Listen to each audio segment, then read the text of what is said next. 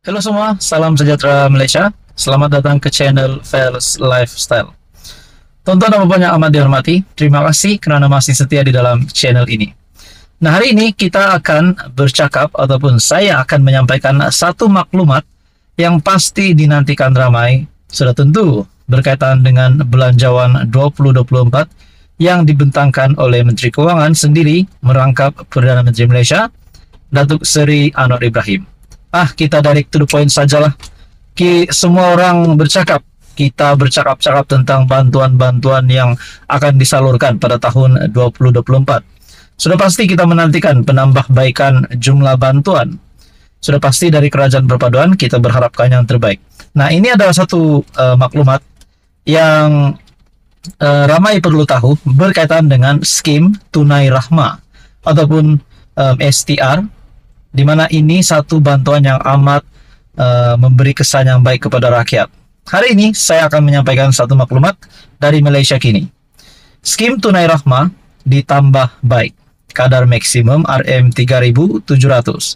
Seperti yang kita tahu sebelum ini, STR yang maksimum RM3.100 sudah sah dibentangkan hari ini akan dinaikkan kepada RM3.700. Kita ucapkan terima kasih kepada kepimpinan Kerajaan Perpaduan.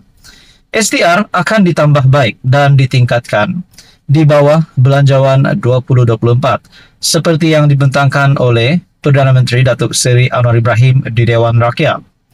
Seperti yang dicadangkan bajet baharu, jumlah maksimum bantuan di bawah STR dinaikkan daripada RM3.100 kepada RM3.700.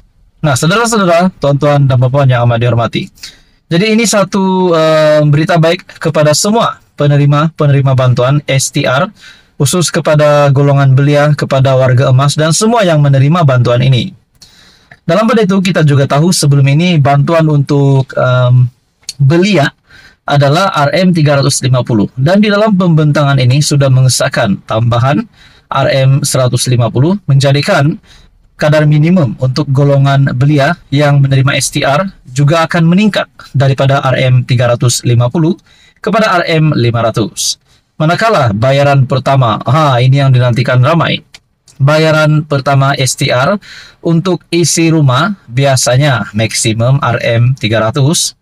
Untuk STR 2024, bayaran pertama STR dinaikkan kepada RM500.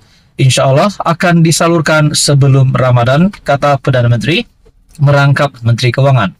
Nah, bagi saya ini satu lagi efek yang baik kepimpinan Kerajaan Perpaduan untuk seluruh rakyat Malaysia. Sudah pasti bayaran pertama biasanya sebelum ini pun, kalau saya tak silap, BKM dan juga beberapa bantuan yang lain, nilai minimum ataupun nilai pertama untuk fasa pertama bantuan adalah kurang dari 500. Itu yang saya ingat. Tetapi hari ini pula berkaitan dengan skim Tunai Rahmah, bayaran pertama STR untuk isi rumah dinaikkan, yaitu bayaran pertama kepada RM500. Nah, seterusnya saudara-saudara, Perdana Menteri turut mengumumkan sumbangan asas rahmah ataupun SARA dengan mengkreditkan ke dalam MyCard 200,000 penerima STR sebanyak RM100 sebulan untuk tempoh 6 bulan. Sebelum ini, skim SARA hanya meliputi 200,000 penerima dalam tempoh 6 bulan. Melalui SARA, penerima hanya perlu ke kedai-kedai runcit untuk memberi keperluan asas hanya dengan menggunakan MyCard.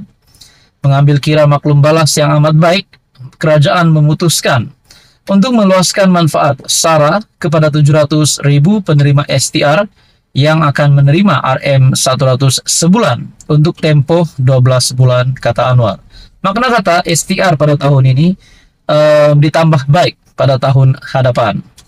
Dalam pada itu, Datuk Seri Anwar Ibrahim juga berkata, STR 2024 juga akan mengambil pendekatan berbeza, yaitu kerajaan akan membuka permohonan baharu seawal November ini dan permohonan akan dibuka sepanjang tahun berbanding setahun sekali sebelum ini.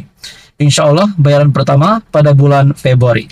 Nah, satu yang saya nak kongsikan di sini adalah untuk STR fasa 2024, permohonan seawal November tahun 2023, dan yang berita baik seterusnya adalah permohonan dibuka sepanjang tahun Nah, bagi saya ini satu kehebatan Datuk Seri Anwar Ibrahim merangkap Menteri Keuangan. Apa komen Anda? Teruskan bersama di dalam channel ini. Untuk info yang seterusnya, mohon bantu channel ini dengan menekan butang like, share, dan juga subscribe.